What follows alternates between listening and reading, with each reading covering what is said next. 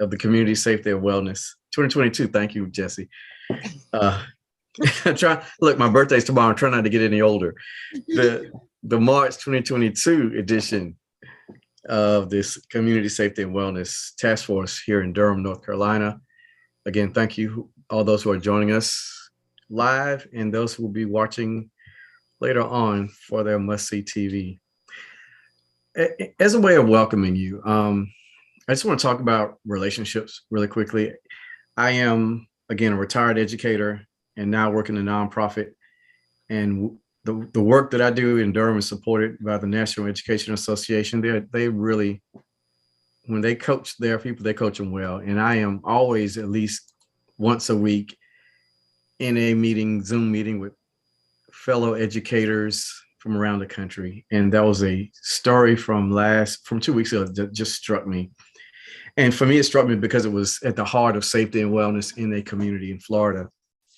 And this principal and this community school coordinator were talking about the fact that at one point when schools opened up this year, there were as many as 30 to 40 fights in this middle school per month in the first couple of months. And, it went viral as things do once a certain fight got on someone's social media, and the community got really concerned, as well as of course the school was. And they did a lot of continuous improvement science methods to what we normally use in community schools. And they took the time to interview particularly the students that were implicated in acts of harm. And they took their time to really, really do empathy interviews with them. And what they found out the theme that really came forth from their conversation with those students is, when they asked, why were you involved in this altercation? The majority of them would just said, I'm lonely. I'm just lonely. I needed some attention, and the way I was going about getting attention got me in trouble. And that was the case for most of those students that were interviewed. The other side of that story is the fact that as the incidents got community-wide attention, the community turned toward that school and just really came in and volunteered.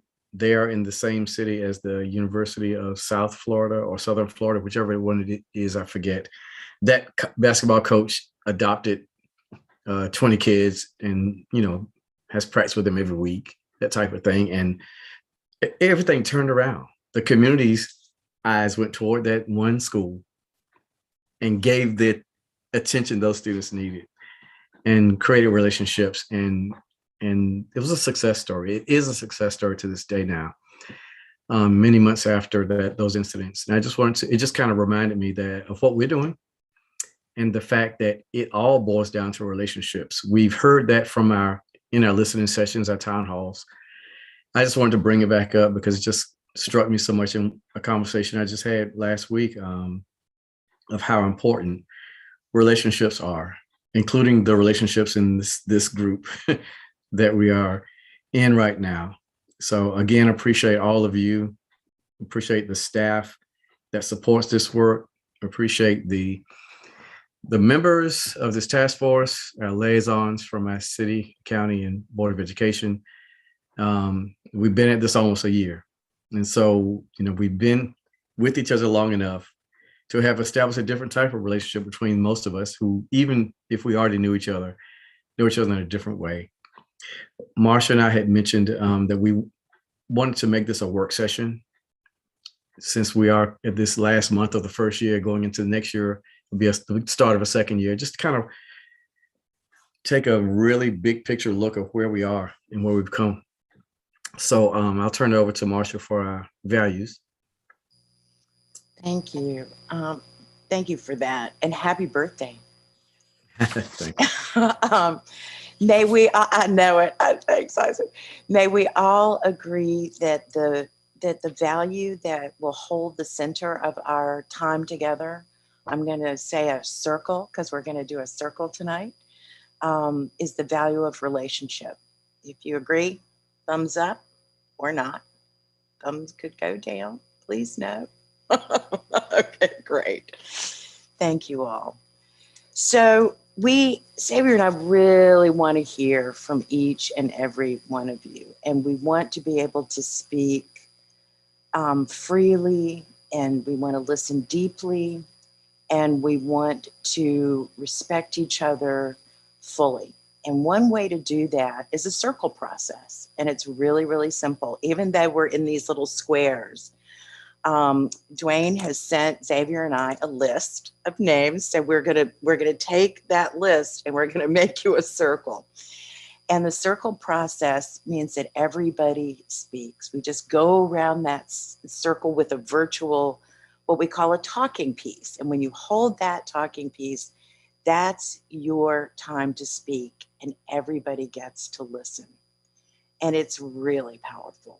To me, and you don't have to speak if you're not ready.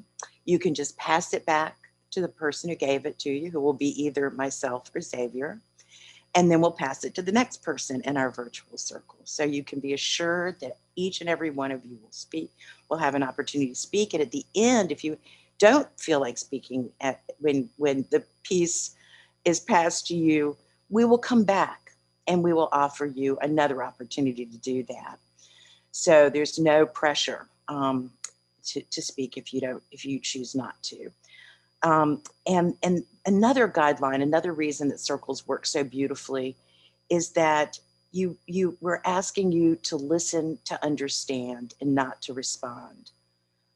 That to me is almost the definition of respect. And so when you speak, you know that you won't be interrupted. You won't be denied or objected to, denied or objected to. And it's just freeing. And for me, I think the best part of circle is that I get to listen. I know that I'm not in the circle to respond. I'm here to listen. So that when I do have a chance to speak, I speak with knowledge of having listened deeply and to be able to speak very freely. And I know I have your respect. It's really, really powerful. The last guideline that I think we need to remember is that we are time bound tonight. And I think, so we need to think about our time.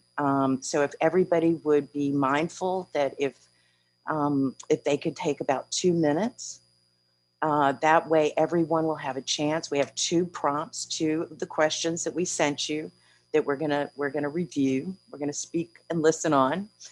And that will make sure that we can get through those 2 prompts and everybody will have a chance to speak. If Xavier and I are the circle keepers, and so if anybody goes over or forgets the guidelines, we have the responsibility, the duty to intervene. But we're the only people who would interrupt a circle. So we really want to keep the fidelity of that going around, each person having their opportunity to share. So does anybody have any questions about that? Actually, I've got a clarifying question, Marcia. I know this is directed toward the task force members who've been in these roundtable sessions doing this work for a while. Do we include our liaisons too, or we just want to hear from task force members at this time? Well, that's a great question. Since we're talking about what we've learned in our roundtables, we were thinking that it would just be task force members. We're so grateful for school board member Lewis and Councilwoman Caballero and Councilwoman Johnson, all of y'all, and Dwight, Dr. Campbell, Dwayne, so glad to have y'all. But I think that since we're reflecting on the work that we've done so far, that's who will be in our virtual circle, with time for comment from y'all, from the professionals, from the elected officials at the end. Okay, sound good? All righty. Thank you. Beautiful.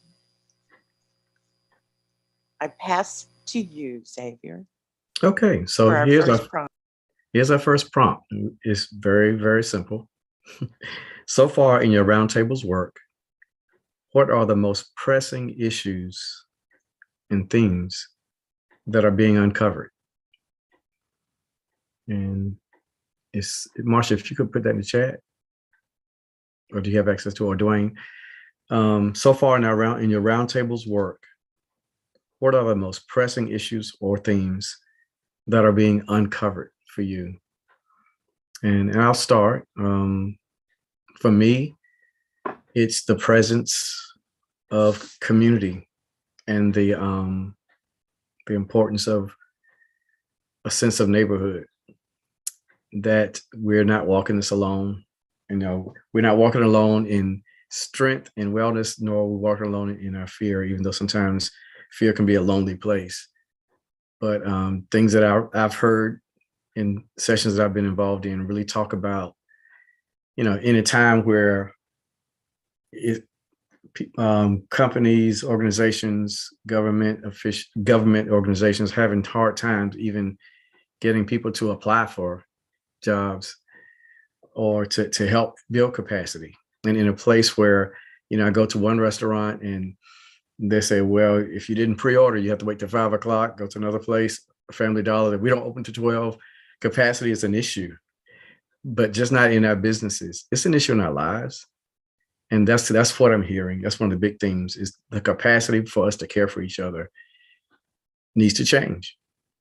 And so those are my 2 minutes. I'll pass it over to you, Marcia. You're next in our circle. Thank you. Thank you. What I think that has come to mind, that no matter what, we're looking at alternatives. We're looking at decriminalizing human behavior, and every recommendation, every idea that we're going towards requires resources that we have not utilized yet. We're talking about care for people who've been harmed. There's no institution for that in Durham. We just have institutions for those who we have identified as doing harm, for example.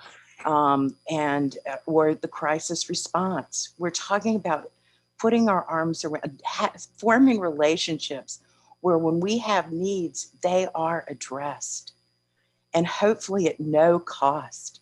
And so that is just our capacity. What are the services that we are identifying as necessary to heal and to address the needs that violence has created? And also, are they at no cost? And do they have the capacity? Because we do not want to have recommendations where we end up sending people to places where all that happens is that they're put on a waiting list. So that's really come up for me. Yeah. So with that, I will pass to Isaac. Thank you. I was hoping I'd be more towards the end, so I'd have more time to think about this. One of the things that comes to my mind in terms of a pressing issue or theme that I feel like I'm discovering over this past year is just how complicated it is to get the sense of a community and what a community wants in terms of those alternatives that I feel like all of us want, since we said yes and volunteered to be part of this task force. So yeah, just the complications of finding venues to listen to folks, to gather what the sense of the community is, and how our current form of electoral politics is not well situated to do that work. Yeah, so people who can show up to city council meetings, county commissioner meetings, that's a certain slice of our community, and there's a very narrow slice. And there's just a whole bunch of people out there who are important to our lives, who don't get listened to, who don't have time because of their lives to necessarily pay attention to news or whatever it might be, but are super important to the life we're creating together. I'm always just feel like I'm at a loss of engaging that huge part of our community. So yeah, that's the pressing issue for me that I feel like I'm continuing trying to struggle through. Thank you. Do I pass it back to Marcia? I don't know what I do Back to me. next. Okay. Then pass it back, right? Pass it. Xavier, Thank you. Thank you for those reflections. Now I'll pass it over to Nori. Can I get a little bit more time to think about this? Sure, absolutely. No pressure at all. Pass it over to Mike. I was one of them would have been Marcia's, but there's sort of the paradox on the other end is making sure we have adequate resources.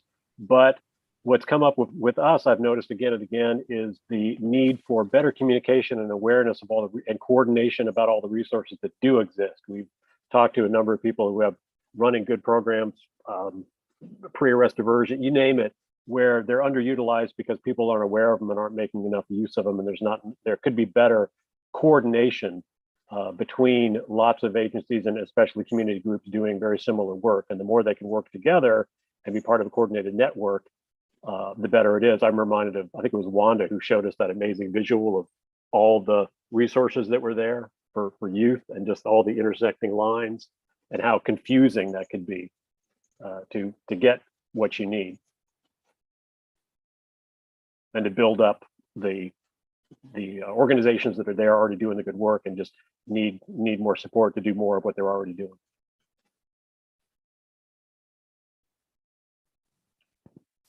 Thank you, Mike, for your reflection. How about Jesse? And after Jesse is Tyler.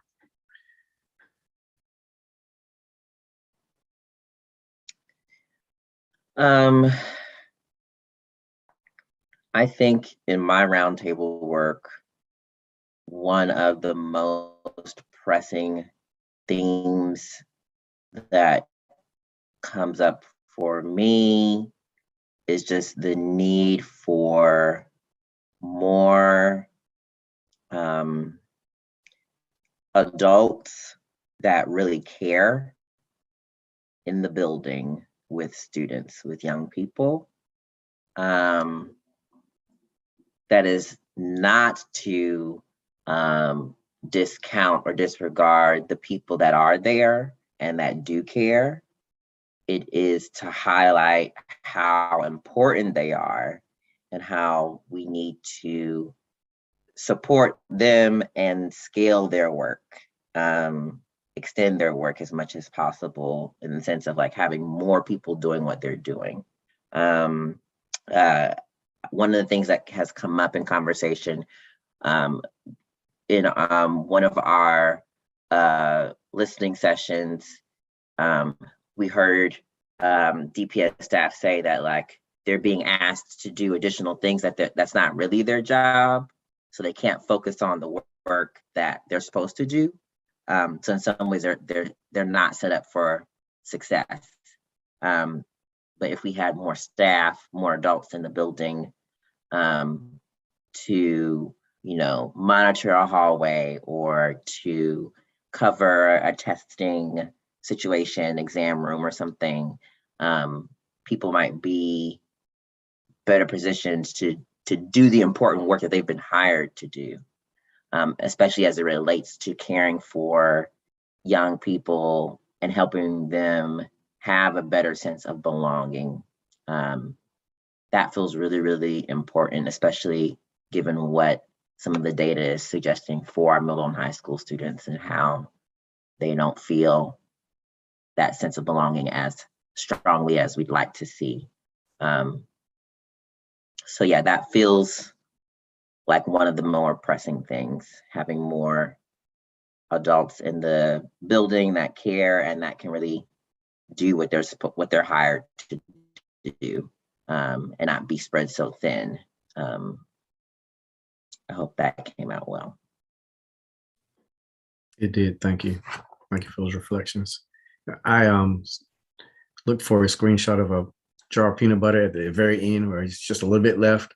And I'm like, that's what teachers are feeling like as school workers. are feeling like, and I'm sure many other industries too, but I'm like, I'm going to use this one. I'm going to tweet this out one day, just in support of what they're going through. Thank you for those reflections. I'm going to swing back to go to Tyler, and then we're going to swing back to Nori. Yeah, I think to piggyback off that, so the impact of COVID in general, we hear it from the students regularly that, I mean, imagine going through high school, being an adolescent in general, and going through that period of time over a year where you're just at home.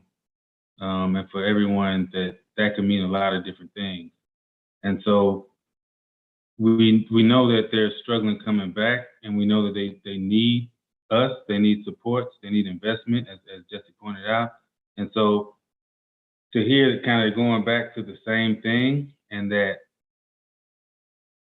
what's being added is, more of the same kind of punitive way of thinking, as opposed to more counselors, more bodies there that can provide that support. That's something that sticks out to me. I think when I think about mental health supports right now and where a lot of these resources should go, I immediately think of the schools and how adolescents are struggling and have been struggling with us, and that our response should be one to meet that need. So that's where I'm at. And then who am I sending it to? We're going to take up to Nori now.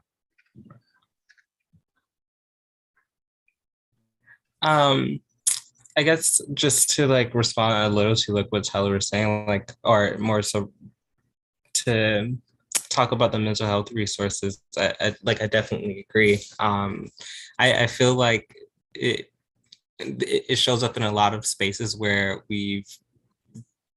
it feels like a lot of people haven't really taken the time to just take a moment to stop and really analyze, sort of the very traumatic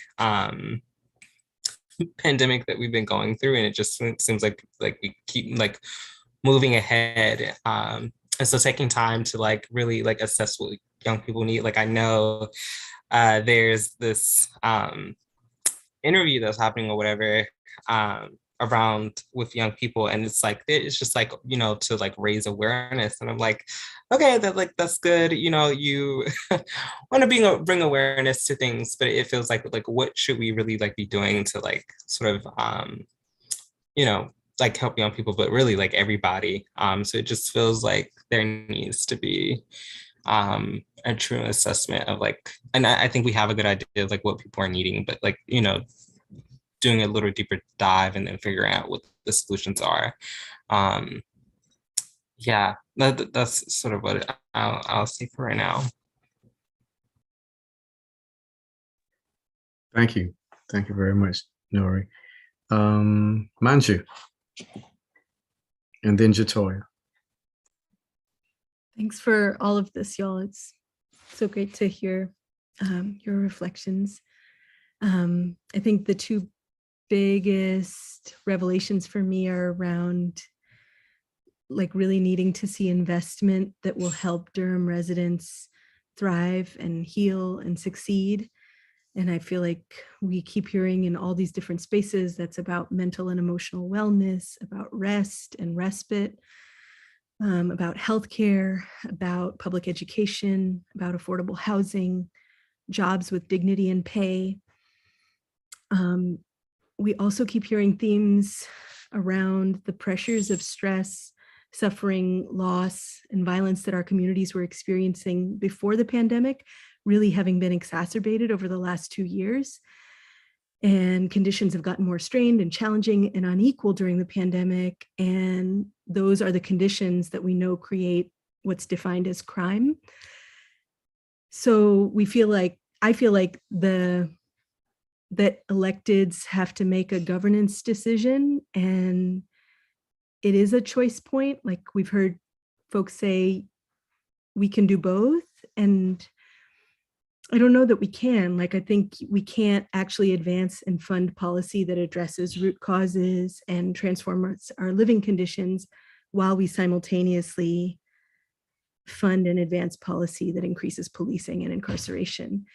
And so I think our task force needs to stand in a listening place and in a truth-telling place around that choice point, that question of which path we're committing to as a city and county and school district. Thank you, Manju. Jatoia?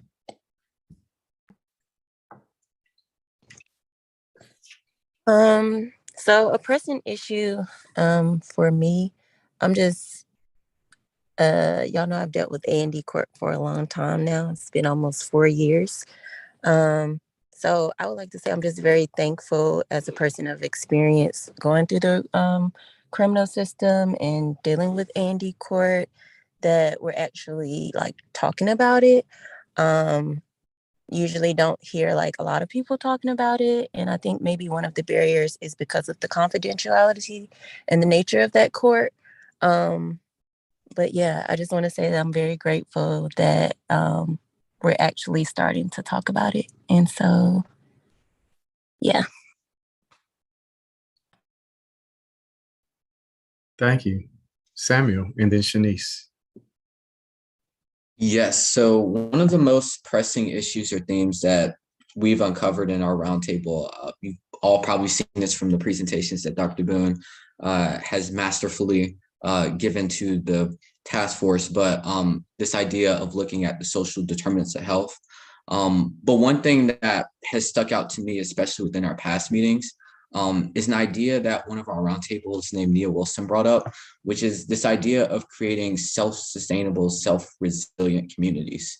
And it has been quite a challenge looking at how to really work tangibly in regards to violence intervention and violence de-escalation to create this reality of a self-resilient, liberated community, especially when so many of these communities we're trying to construct are being actively gentrified, actively being separated with people, community residents, families within those places, dealing with so much adversity at the current moment, whether it's the pandemic, whether it's just other situations that are just out of their control. And I think it's in navigating this struggle that has kind of underscored what our roundtable has been looking at, because that's really our end goal. Our end goal is to try to create a better community for Durham. And so that's one of the major themes, is really looking at where we want to build towards. So, yeah.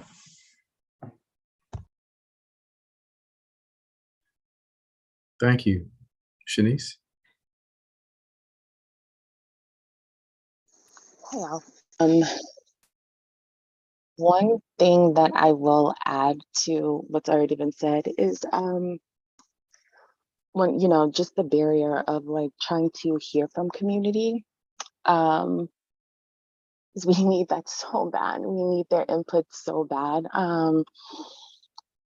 on the work that we're doing, and with COVID and just all of the things, all of the barriers of like not being able to fully connect with community the way that I feel like we should. And then the other thing is a present theme is power.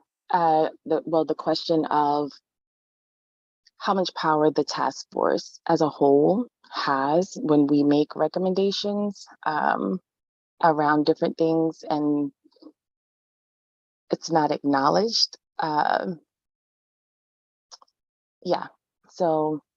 Just trying to figure out like how much power we have as a roundtable in the work that we're doing.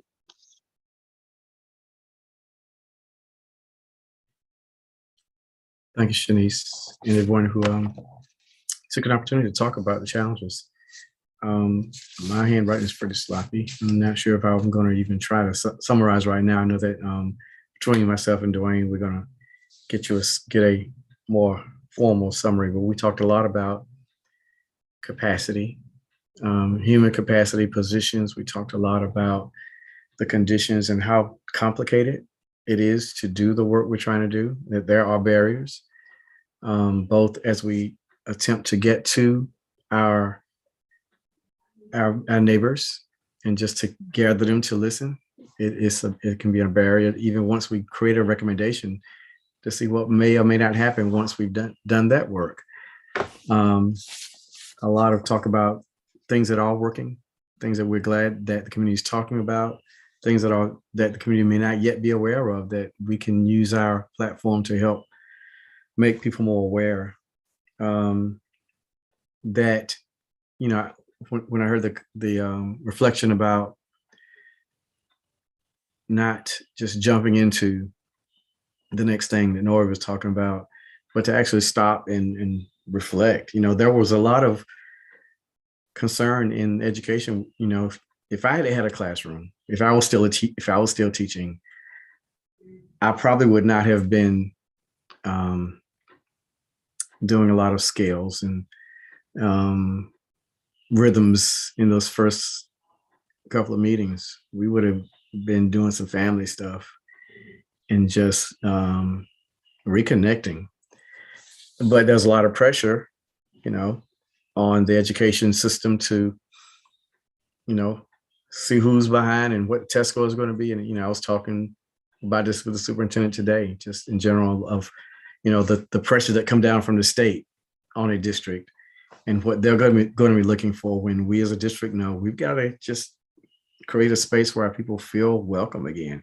You can't just sit a student down like, okay, you've been isolated for 2 years, now learn.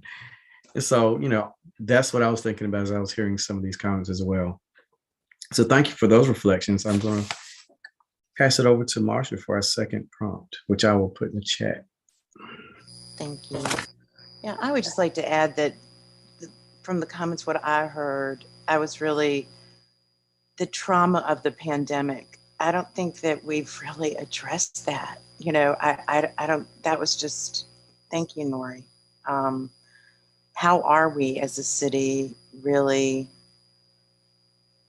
facing that truth? And what does it mean to address trauma? And how do we integrate that? And the other thing that really struck me too is, you know, what is the influence of the task force? Do we have, you know, are we going to be influential? What's the power? And I want y'all to know that Xavier and Dwayne and I did speak with the mayor today, and she was really gracious in giving some lessons and what she learned from chairing the Racial Equity Task Force for Durham. And I hope she comes and brings us a lot of knowledge, because I don't think there's a single thing we're touching in this task force that doesn't have racial inequity all through it, and is calling for us to create racially equitable institutions and systems and relationships. So I just want to let you know that we have her full support. She assured us many, many times that she's really grateful and that she sees our work as being extremely critical to this moment in Durham's history. This is a time for change. I think coming out of this pandemic and everything that we're learning from our listening sessions. And the other thing that was really is, you know, how do we fully connect with voices? You know, how do we get to and hear the voices of those who do not come to the meetings and are impacted? So anyway, thank y'all. The second prompt is, what additional data or expert help, researcher, you know, do you need a researcher, for example? Would you want to get access to addressing the themes, the most pressing themes that you just mentioned? And I'll go first. I'm really, really impressed by the listening sessions we're all doing. And I'm wondering if there's a way that we could do something big with stipends, where that we really make it known that people's opinions and their experience and their wisdom is critical to our creating a safer and healthier city.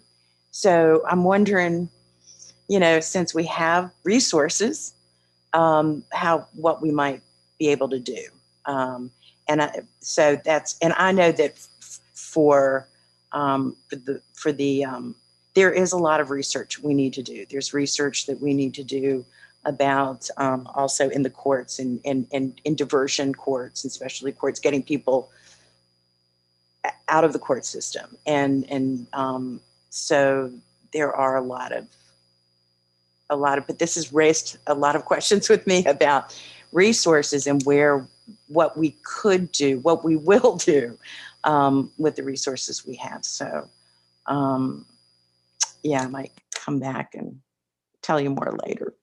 So, and I will pass it to Isaac. Yeah, I think I need a little more time on this one. If I can pass it back so I can think a little bit more. Thank Absolutely, no problem. Nori, would you like to share with us? Marcia, do you mind repeating the question? Not at all. What additional data or research, like what do you need or what do you want to get, what do you want to get access to in fulfilling or addressing the themes that you mentioned earlier? Yeah, that's a good question. I mean, I need a little bit more time to have a more eloquent sort of statement, but just that immediately comes to mind. I mean, it feels like one of those things where it's like time, but also like, you know, sort of some sort of thing where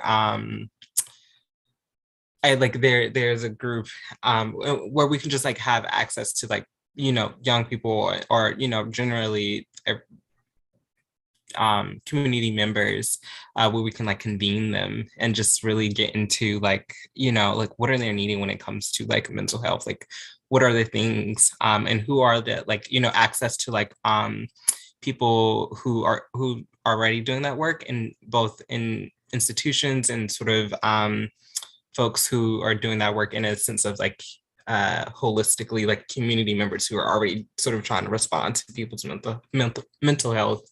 It's just a few initial things. Thank you. That was great. Mike, pass to you. Tyler, you had your hand up. Did you? I did. Go. I did. And we will, and you were after Mike. Oh, okay. Fair enough. I wanted to acknowledge the raised hand.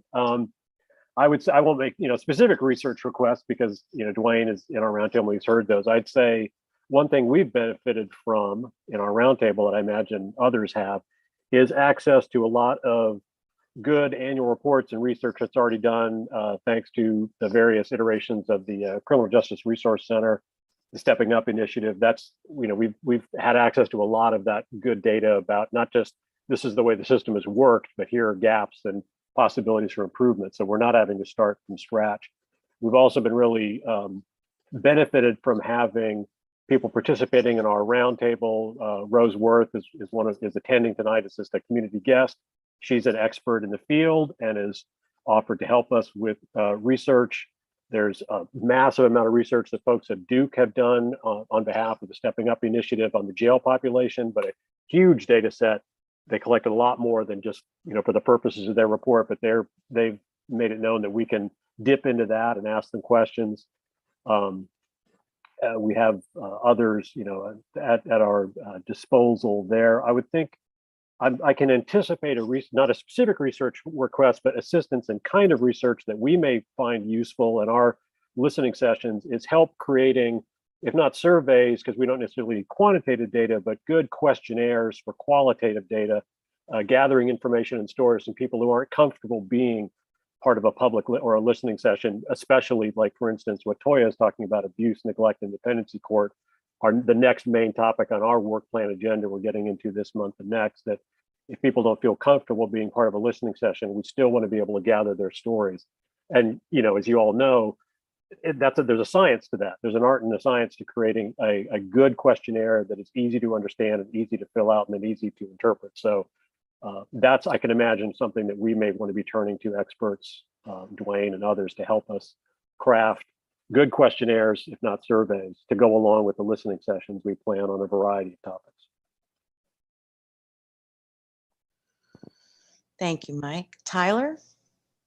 Yes, thank you. I wanted to build off of what Nori was talking about. So I think, so we, from the beginning, we wanted this to be youth-led. And so we really put it on the youth to speak with their administrators, their teachers, the educators, to schedule these meetings. And a lot of times that's where the roadblock is, with actual administration saying, I don't know about this, right? Just because, I don't know, maybe because it says SRO, or I'm not all the way sure. I think, yeah, you know, I used to teach myself, and you want to make sure you don't do anything wrong or let the wrong people in, of course. So that attitude is not unfounded. But if the county itself could encourage principals throughout the high schools in Durham to host, to find a student even to host, and work with us to host a listening session, I think that would allow us to expand the number of youth we're able to hear from. That way it can still be youth-led, but that the principals are, you know, they get the okay ahead of time.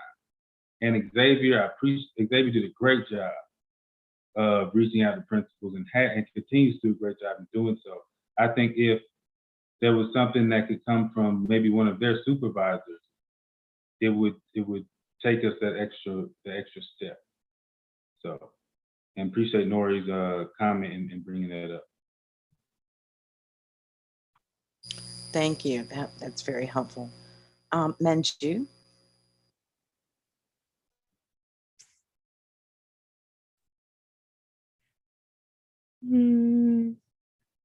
I feel like it would be really helpful for our roundtable to get to see the Sheriff's Department data on calls for service, paralleling the RTI study of 911 call data of Durham Police Department calls for service.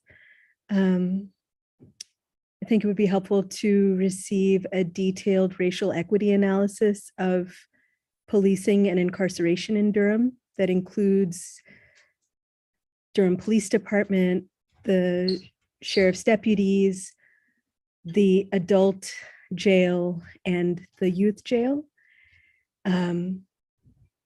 Our sense anecdotally as community organizers is that it is overwhelmingly Black residents and disproportionately Latino residents who are being impacted by these systems in negative ways. But the data isn't consistently available on that. And that would be really helpful. And I think it would be great to see us use polling for the sorts of things that we're hearing elected bodies say that they have buy-in from community to make things happen, but it, like those sorts of things, we haven't seen a survey rolled out across community. We haven't seen qualitative interviews. Like, it would be useful to see more policy decisions be backed by data, and maybe that is a space where our task force can be helping with equitable community engagement. Maybe in partnership with some of the staff in city and county and schools who are already doing equitable community engagement work. Like, if there are ways that we could be partnering with them to get answers to some of these questions, I think that would be great. Thank you. Jatoia. I would like to get more feedback. I feel as though, as Mike was saying, from like parents or people who have dealt with the criminal justice system as a whole. But then I know like how hard that could be, because it's basically like asking someone to dig up like memories or like trauma. But as far as like research, when it comes to A&D court, I don't know if there's a way to like compile like statistics relating to reunification rates amongst social workers, or like an analysis to determine like why certain social workers may have a higher or a lower reunification rate. And I also was thinking, I don't know if there is a way to do like a blind removal process, so where it'll have to be like a participation thing for current social workers, but just to like remove like name or race or any other like identifying details from like set cases, to see like which experienced social workers, like how they would analyze if they would remove a child from a home, and then like to compare that to like real life and see like if race like is a factor of like why they're removing kids from certain homes. So yeah, those are just my thoughts. Thank you, Toya. Those are good thoughts. Important ones. Samuel, pass the piece to you. Thank you. I think kind of following along the thoughts I provided earlier, one of the major experts we have is, of course, the community to consult with. And it's obviously going to be a constant process of trying to get feedback from community members just to see how they were feeling. And in terms of violence, like Jatoia was talking about, and some of the other people who've spoken as well, it can be very difficult to extract feedback or to really understand people's experiences that are very traumatic. It can often be memories that bring a lot of negative emotions and negative feelings. However, those are things we will have to look at in the near future. In terms of research, we also have Rose on helping out with our roundtable, as well as Dr. Campbell. So we can reach out to them with more specific research requests, especially once we start falling down into specific areas of violence, because violence is such a broad concept. So things such as domestic violence, which is often overlooked, those are things that once we get to those topics, like we can submit formal like research requests for those topics specifically. But at the moment, I think we're in a pretty good spot as a roundtable in terms of where we'd like to move forward next in terms of becoming more specific and where we're going to be researching. And also, Dr. Boone has dispersed a survey to help kind of map out some of these different organizations around, and there are several dozen organizations that have already filled it out. So I can't wait to see what those results procure, and can't wait to see how those organizations are doing and how we can optimize their ability to help our residents. So, yeah. Thank you. Shanise.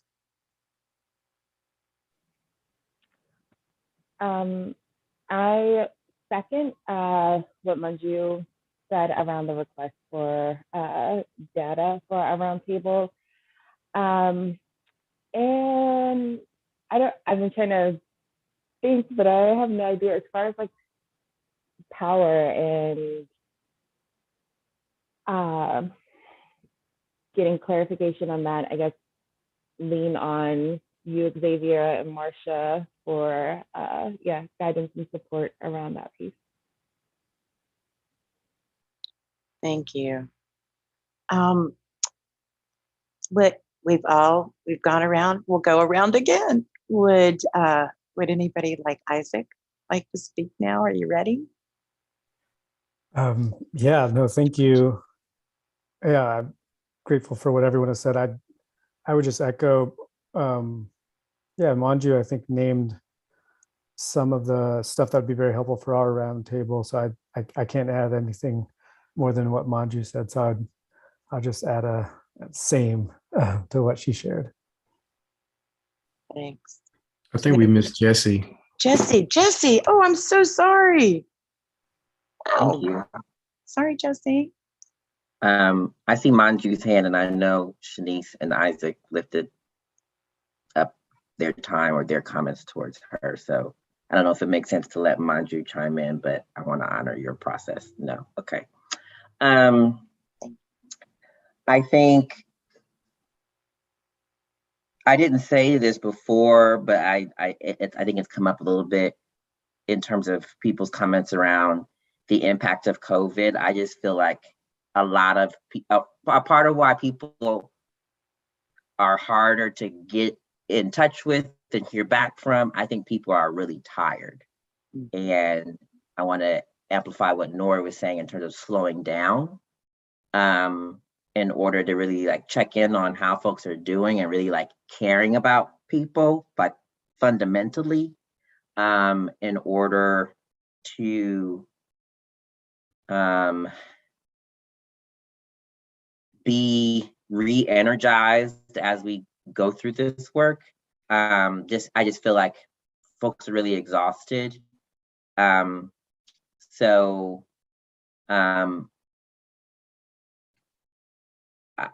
guess I'm sitting with like, if there's some sort of cultural practitioner that helps people internalize some of these values that I think we all talk about, but don't always put into practice when life is so exacerbated.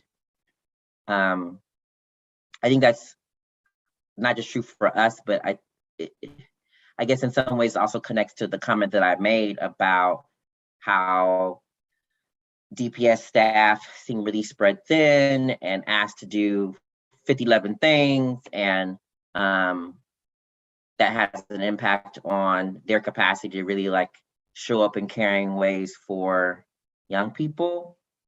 And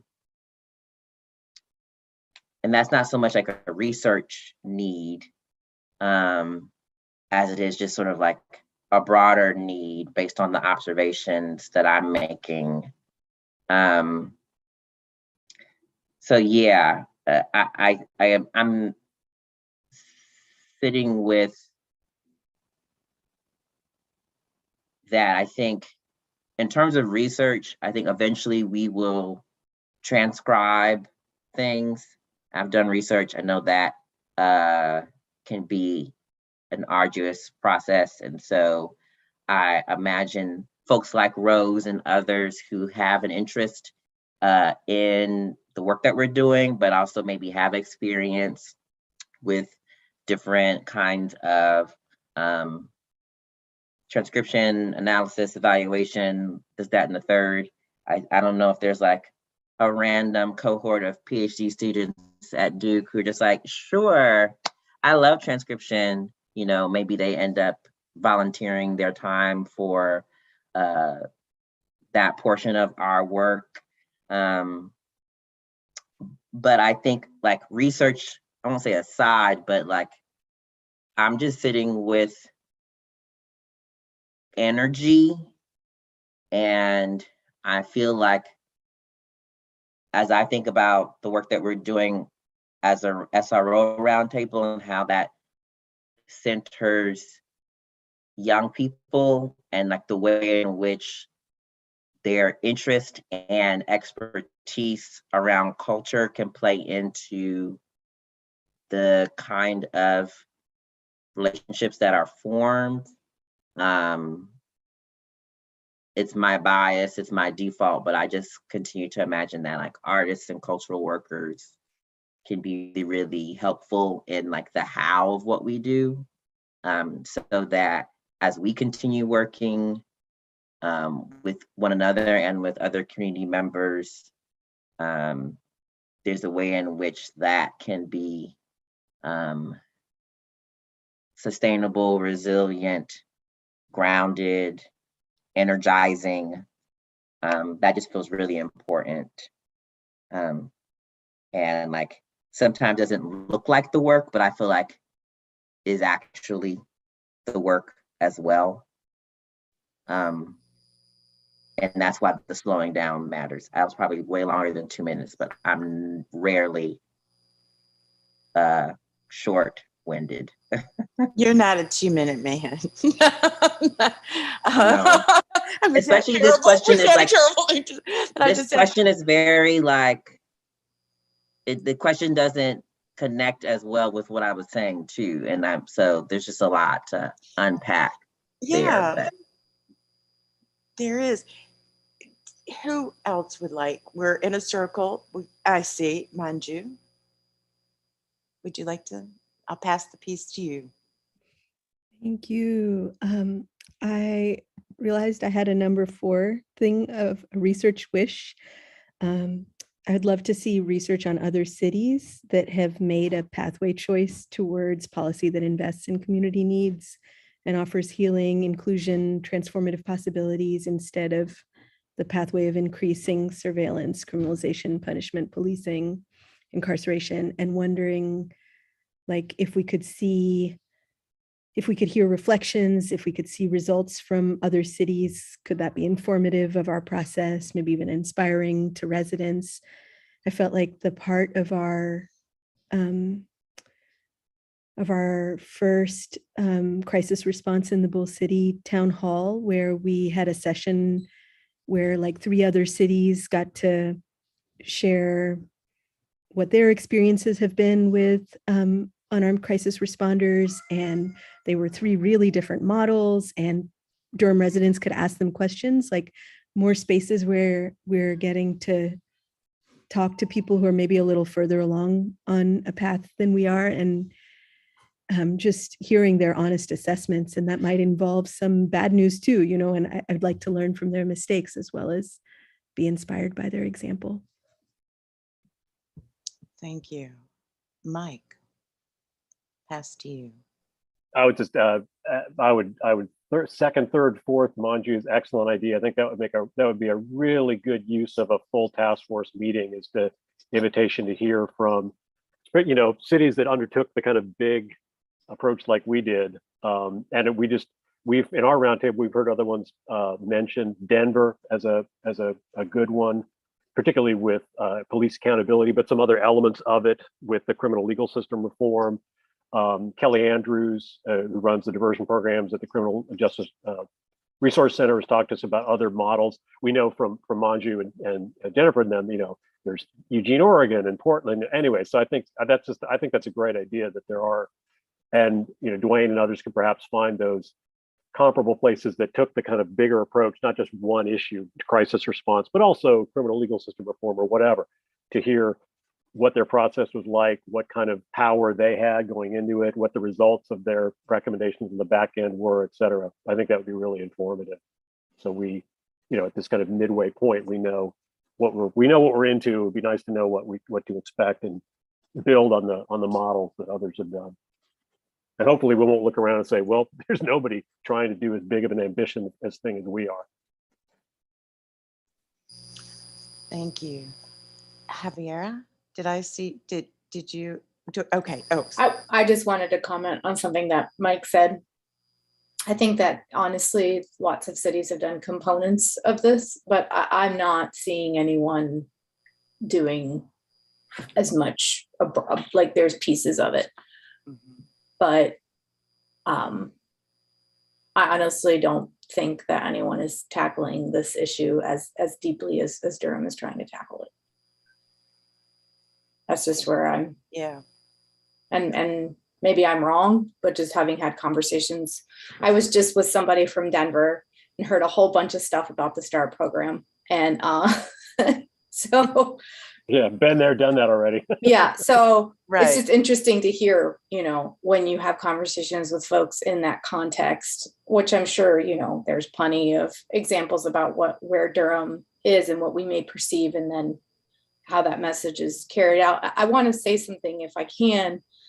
I really appreciate everyone's comments this evening, and I really appreciate a lot of the things around research. And I just gently want to push back on some of it. I don't think this is a question about research. I think this is a question about changing hearts and minds. I think we are 40 years into a failed experiment that is funded very, very well, with a lot of power. I want to lift up what Shanise said around power. I think this is a long-term project. I think we're at the very beginning of a very long arc, and it's going to take a lot of patience and a lot of failure to get us where we need to be. And I think we just need to be really realistic about that. That doesn't mean that we shouldn't have aspirations, that we shouldn't be idealistic. I just really want folks to focus in on what we're really facing and who we're really up against. And to know that those people have a lot of funding, a lot of power in political circles that often we align with, and that just needs to be named. And whatever you all need around, there was a question, y'all have $1 million. That was something that was, contributed to you. That was a budget earmark.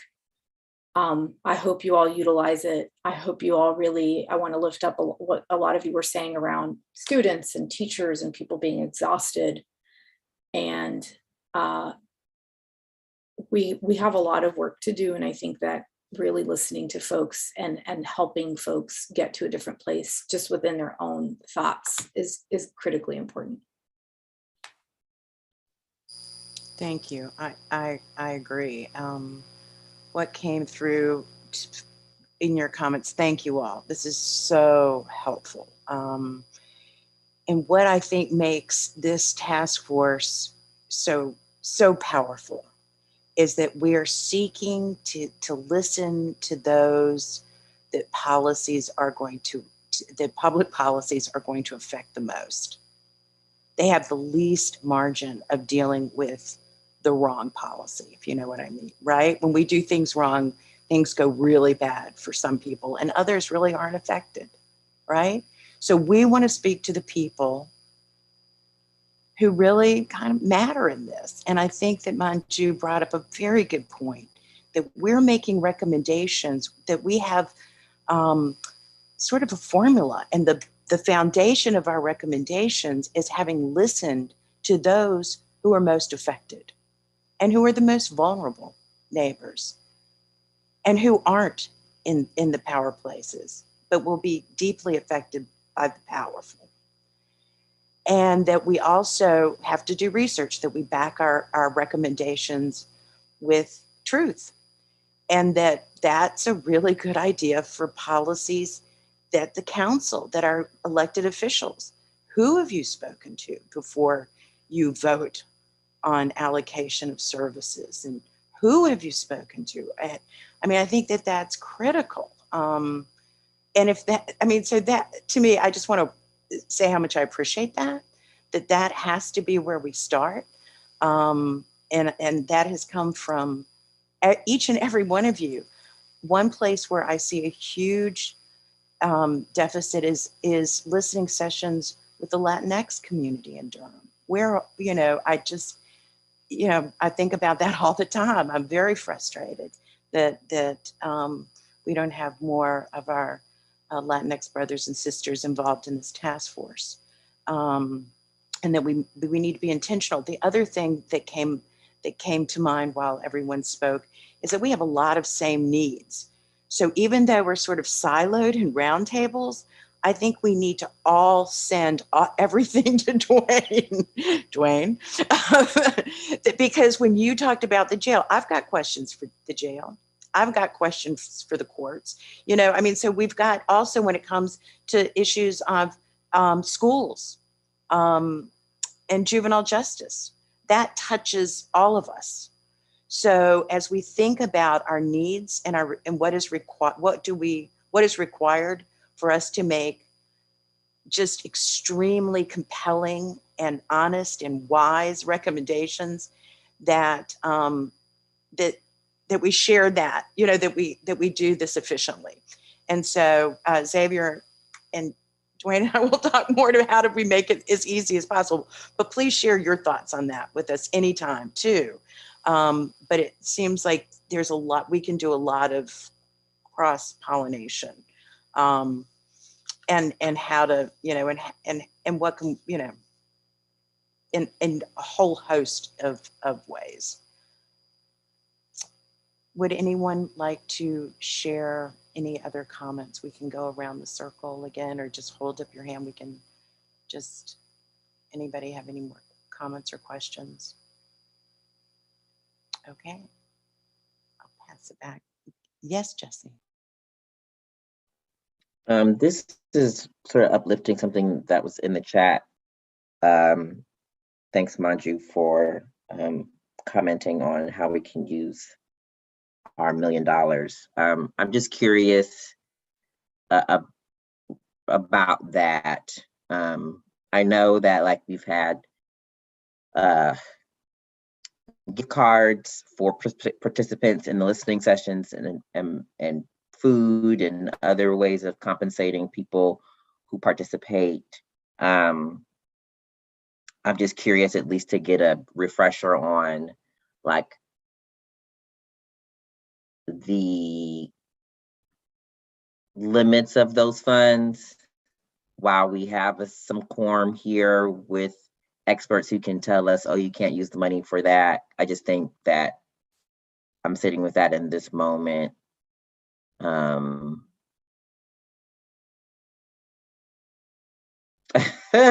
So yeah, I'd love any thoughts on that. I hope that was a decent question. If that can So make what? sense. So what are the limitations? Are you asking of this resources? Is there Yeah, anything that we yeah, can't? right, yeah. Like we have Right. all kinds of people on who serve on the task force, you know, who are connected to nonprofits, who organize, and I don't know where to draw those lines, and just want to be thoughtful and creative.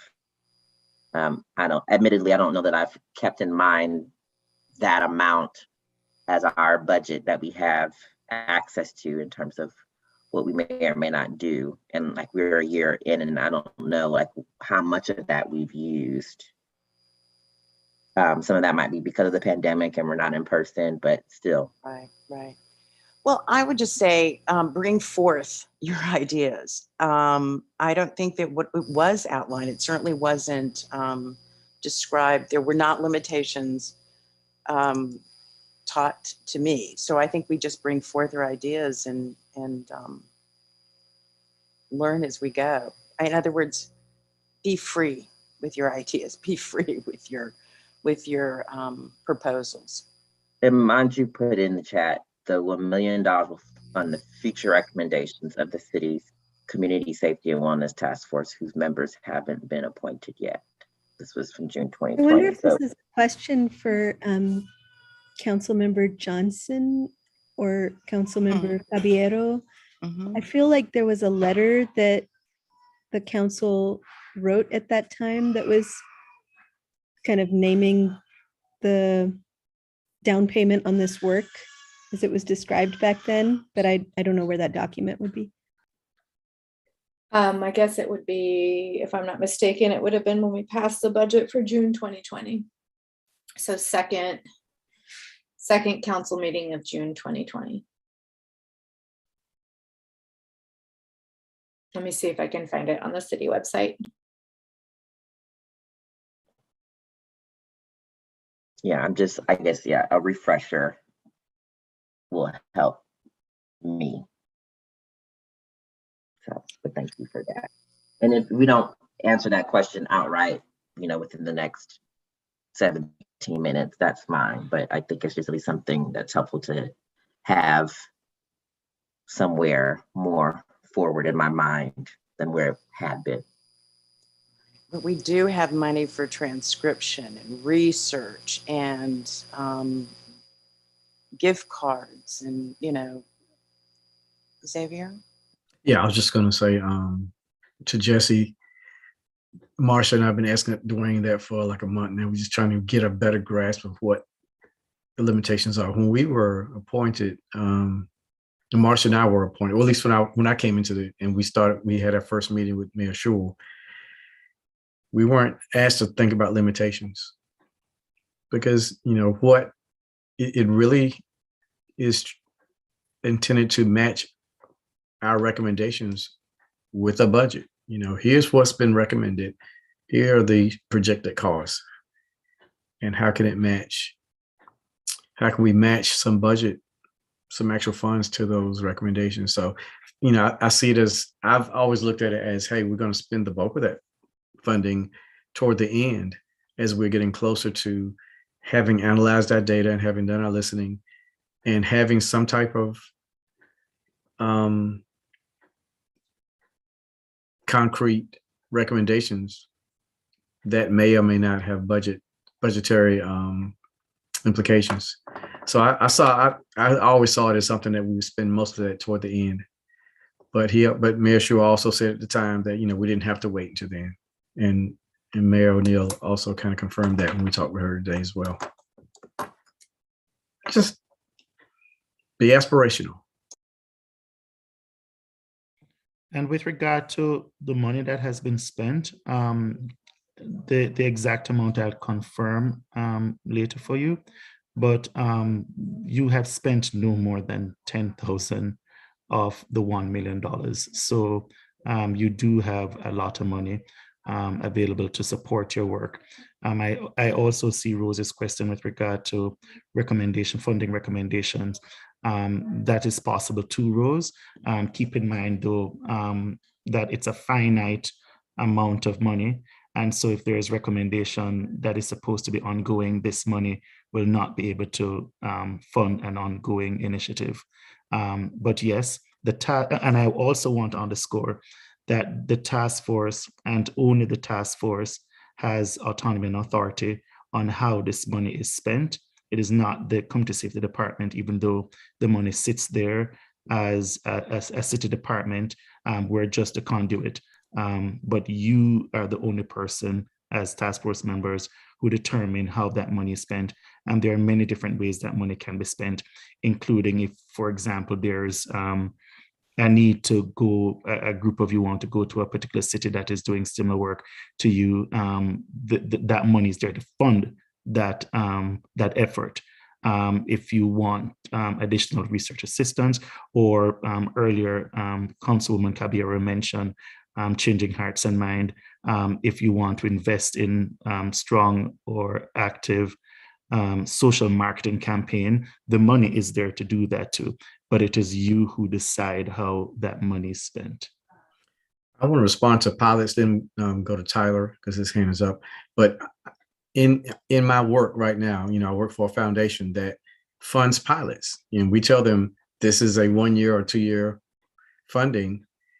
And so what we've done in some of the work I've done with schools is we've said, hey, please help us get this started, help us work out the protocols and the best practices, but we can already identify where other schools can take this on within their existing budgets if they would like to. So one good thing about having a pilot that's in a finite sum of money is just to give it a chance to see if things will work, because it is possible that others can take it on. Like the Community Safety Department may be able to take on a pilot that we start in that budget the following year, once we've proven that it's something that's effective. So I wouldn't shy away from funding pilots personally, because that's kind of where I'm living right now, and praying that the things that we're starting in my work can continue on in other schools, even though I can't give them any more money towards it from where I work, if that makes sense. So, the good thing about a pilot is it's a chance to start something without with a shared investment. I'll put it that way. Yeah, and definitely appreciate this line of questioning. And the response that you all have provided. I think one thing, thinking about the SRO listening session, and the youth in particular, that there can be a small amount, even when thinking about the magnitude of $1 million, even for what it's worth under the current situation. There can be a small amount of that even that is dedicated to youth informing youth, and youth informing us, but being able to vision and imagine the resources that they need. And so I'm just really I can't say enough about the opportunity to provide youth stipends that engage youth and bring them into the decision-making process that relates to their world. And yeah. So later on, whatever I need to fill out to throw that in as a suggestion, I'll do that.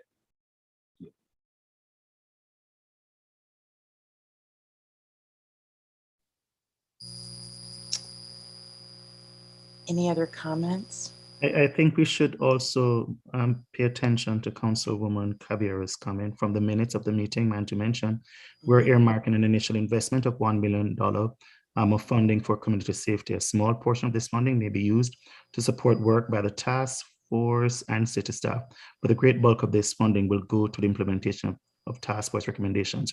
This is an initial investment, and we fully anticipate the need for additional and ongoing funding to ensure the success of this work. So in other words, spend off all of this money and you'll get more when you ask for it. That is very helpful. Thank you. Thank you. You have some real-time research right there. Thank you, I Councilmember. know. You're hired. Me too. School board member Javonia Lewis could not, her connection was kicking her in and out. But I did want to give Councilmember Johnson a chance to weigh in if she would like. Hey, thank you. I've got a complaining child, so I'm just listening for now. Thank you, though.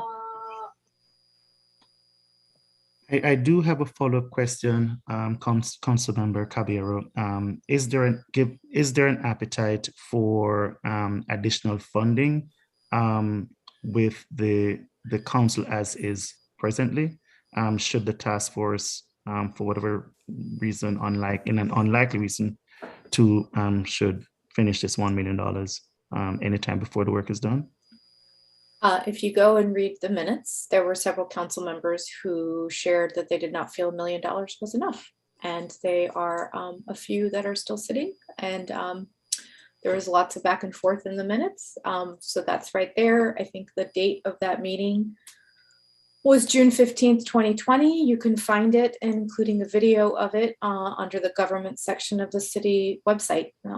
So both the video, the minutes, and the agenda are all up and open to the public. In fact, reading those minutes was illuminating. So I'll leave it at that. You forget, you think June 2020 or early pandemic, I don't, so I think that, and I'll say this, and I don't know where everyone on council is these days, to be perfectly frank. I think there was an intention and a design, we had, the Race Equity Task Force was probably wrapping up. I think they presented later that summer. And there was an acknowledgement that we had given them a large undertaking without really resourcing them. And we didn't want to make the same mistake. We're new and there's been a few task force since my time on council. I'm sure there's been more, but I think since 2017, we've asked a lot of our community in a variety of ways. We had the Confederate Monument Task Force, we had Race Equity Task Force, we've had this one. So I think that there was an acknowledgement that we have asked residents to do a lot with not enough resources, and we, really wanted to ensure y'all's success.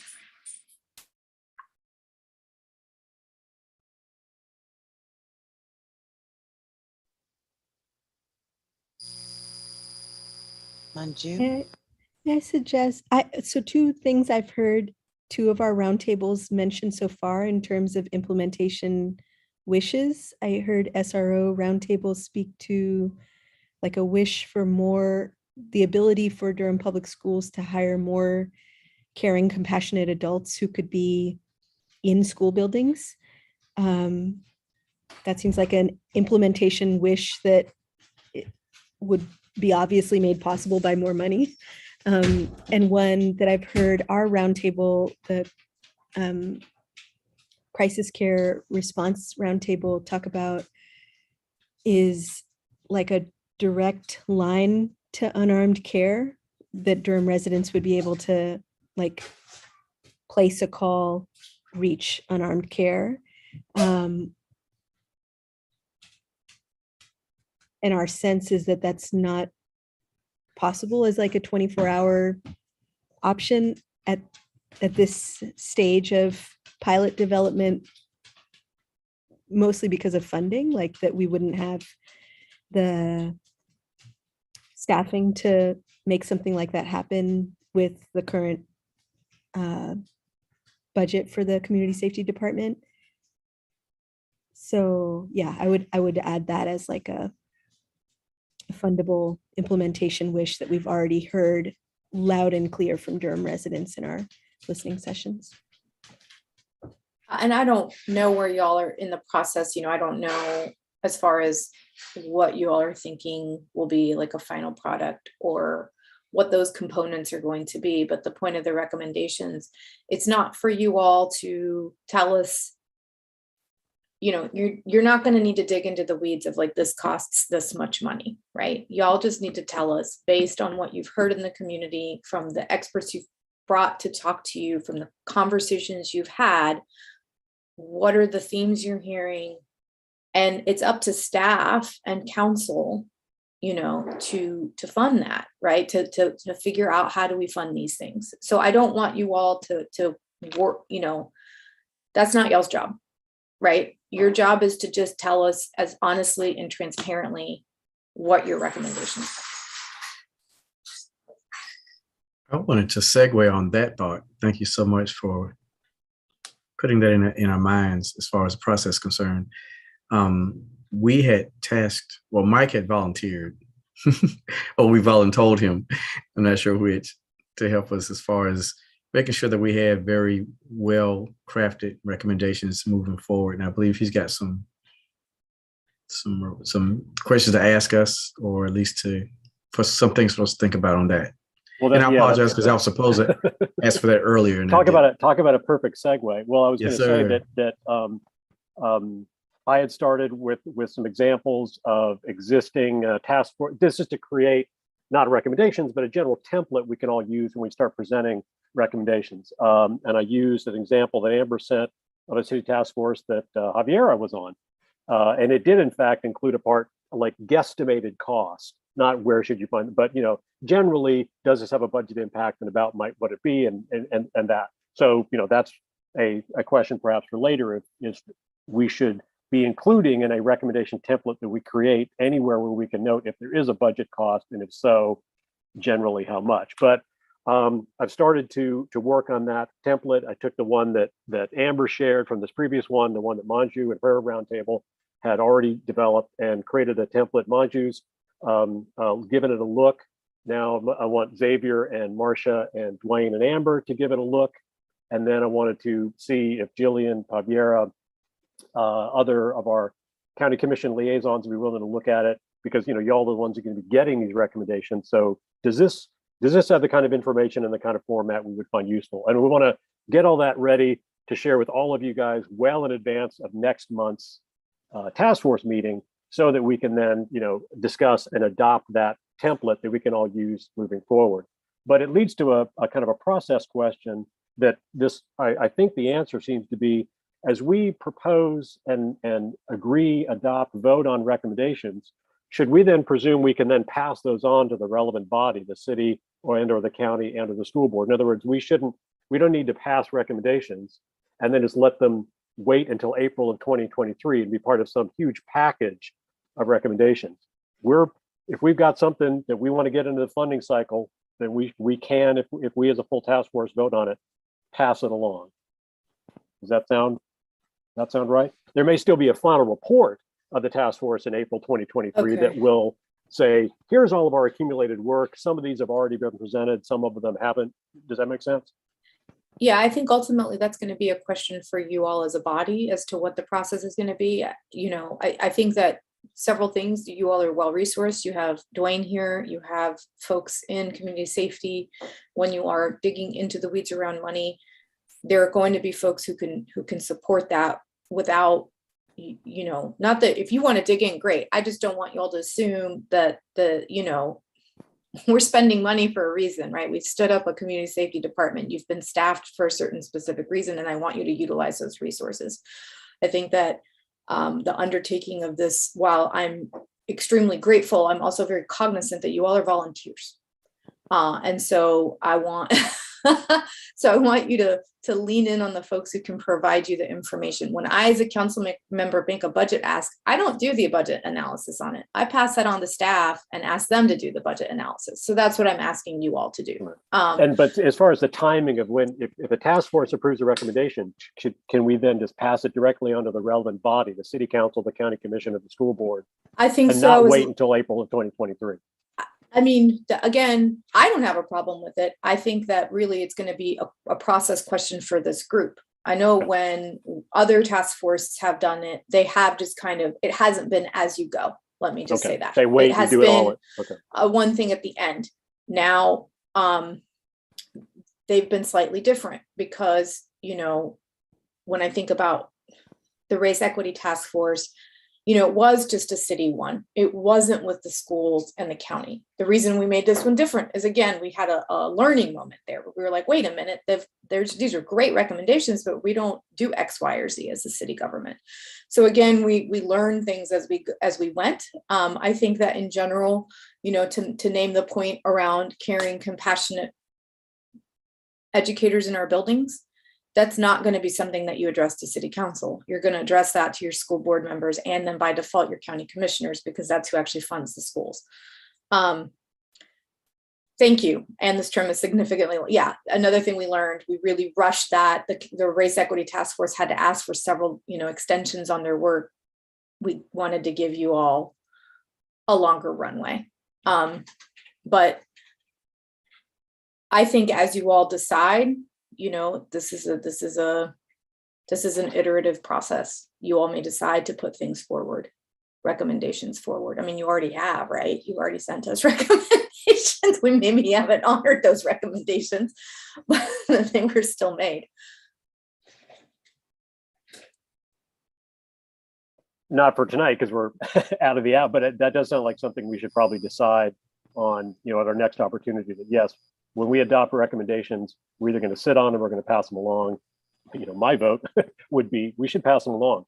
If we've adopted them and they're ready for somebody, whatever those three bodies to consider, there's no reason to wait until April of 2023 to put them up.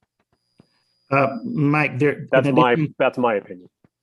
And Mike, in addition to precedents already being set from this same task force, so the recommendations be sent as soon as they're made, we were told by the previous mayor that as soon as recommendations come up too, we should feel free to send them along. And I encourage the group to do so. And as you also said earlier, we could put all of that to, or reiterate all of these recommendations in a final task force report ultimately. I think Tyler has his hand up. Just real quick, I do think because been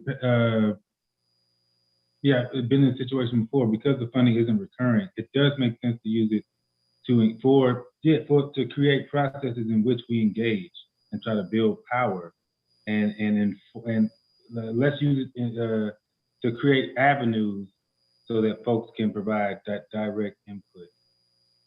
That would be my 2 cents, because it's a finite sum of money. So that's all. I agree. I think it's a great comment, great suggestion. The other, Xavier, the other question or suggestion I wanted to briefly put up, not for tonight, but for like a future agenda item, is exactly related to that. And that is that I assume as all of our roundtables are talking, we're thinking about not just policy changes, but putting in permanent structures of community accountability, access, and transparency in various relevant agencies. You know, in our case, the DA's office, you know, the whatever it might be. And I assume there's others. So I hope we will all think about those, and maybe that might be an opportunity for collective discussion at some future meeting about, so we're using similar language, like do we think a community advisory board is most appropriate, or regular community meetings, or a web portal for comment, or as somebody else said, Manju mentioned, you know, a structured way for community to be polled and regularly surveyed about what their thoughts about the services that are provided, whether it's a government agency or a well-funded public nonprofit that gets a lot of public money. But we, you know, if we're going to support their work, I think we should say they need to have real accountability and assessment that they are in fact meeting the goals that they're being funded to do. So that's kind of basically something they can live on beyond the life of this task force to ensure the voices of the people most vulnerable are heard and they have some power in the system beyond the life of the task force. And I suspect that's something that cuts across all four.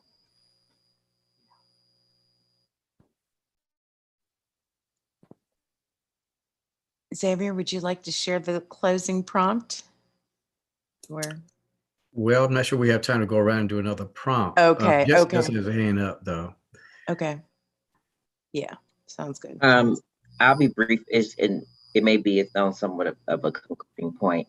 I'm just recalling, based on our process before, that if a recommendation was to be made, wasn't it going to be that we would, like, and Xavier, correct me if I'm wrong or chime in, but it felt like, I'm just recalling a process where it would be announced and we would have like 2 different times to talk about it as a group. So yeah, I think I would just be mindful of that, Mike, and everyone, that if folks are feeling more motivated for whatever reasons to take action sooner, that we leverage whatever template we have. I'll bump it back up in our inboxes just so that it's all kind of in one place in our emails, but then also just so that like we're able to come together and really talk about whatever we're wanting to put forth sooner rather than later. I'm supportive of that. If folks feel like moving more quickly, or not just more quickly, but just moving more promptly feels appropriate based on what we've already been hearing and the expertise that we have access to. But just want to make sure that we're not like causing harm in the process or like miscommunicating and not really hearing one another well. So hopefully that process of the 2 times or whatever will be helpful. Absolutely. Manju? On that tip, just want to recognize that we have our April meeting, then our May meeting, and the final work sessions that City Council and the County Commissioners would be having on this year's budget, 2022 to 2023, would be in late May. So if we wanted to have 2 readings of our own recommendations, and we had recommendations regarding this year's budget, we would need to bring it before this body next month, revisit the discussion the following month for it to be useful to council and the county commissioners, and the school board budget is housed inside the county budget. Very important procedural recommendation for us. So thank you. You know, what she's saying is if there's something that you see happening that needs to happen in the upcoming budgets, next month is the time to do your first reading and to have been, really discussing it within your own roundtables and making sure that's what you want. So those timing things are important. Remember that Marcia and I meet with Dwayne every week, and you're always free to email us about some things you're thinking about as roundtable too, so we can kind of figure out how to move those ideas along as well. And as Jesse said, we have proven that we are willing to do a special call meeting as necessary. We've proven that we are willing to do that. So, this particular roundtable is the result of a lot of lessons learned from previous task force. I'm sorry, this task force is a result of some lessons learned, as we've heard already from our council members. And we are still working it out as we go. We're still improving as we go. So we've been in this thing a year now, and we'll start our 2nd year next month. And just want to again thank you for that. I will tell you what I'm taking away from this, Marcia, just for time's sake, if you don't mind. We've had some very great presenters come to our task force meetings. We feel like it's been a good use of our time to hear what's happening in other places, what other researchers and other members of our community have done. But there's been a great wealth of information and knowledge that came forth today. This particular work session has been amazing. Your expertise, your knowledge, your reflections on where we are very important. And we will cultivate all of this, all that's been said, and try to make sure we find ways to move forward in some of the ideas that have been brought up. Some of them will be brought up, of course, as your recommendations. Some things we'll just put back on the agenda for further discussion if we think it's important to do so. So just know that Marcia, Dwayne, and I will continue this conversation as we look at and reflect on what's been said. So I'm taking away what you said, and and it will not just die tonight when this recording ends. We're gonna go back and really reflect on all the great input and reflection that you've given us. Thank you so much for your time tonight. We're a little bit over, but we thank you for this powerful moment. Manju says April 28th is our birthday. She wants cake. Sounds good. On that note, we will officially adjourn. Thank you so much for your time. Thank you again. all. I want cake So too. good. I do too. Let us eat cake. Good night. Good night. Good night, y'all.